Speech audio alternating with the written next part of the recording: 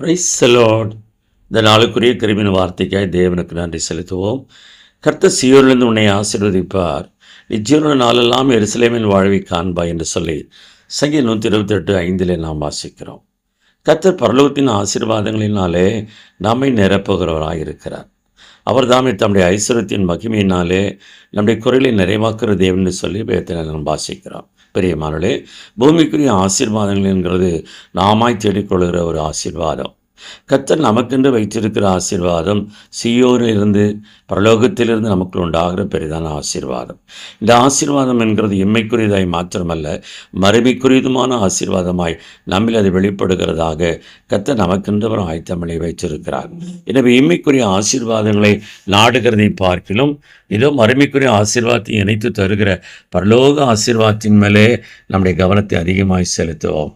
கர்த்தர் தாமே நம்மை ஆசீர்வதிக்கும்படி ஜெபிப்போமா. எங்கள் நல்ல தகப்பனை நமக்கு நன்றி செலுத்துகிறோம். இம்மைக்கு மாத்திரமல்ல, மறுமைக்குரிய மேலான ஆசீர்வாதத்தையும் உடைய பிள்ளைகளாக எங்களுக்கு நீர் ஆயத்தமணி வைத்திருக்கிறபடினாலே அதை சுதந்திரித்துக் கொள்ளும்படியான ஒரு பெரிதான கிருபை கர்த்தர் இந்த காலை வேளையில இந்த வார்த்தையை வாசிக்கிற கேட்கிற ஒவ்வொரு பிள்ளைகளை வாழ்க்கையிலும் கர்த்தர் நிறைவாய் தந்து நீர் ஆசீர்வதிப்பீராக.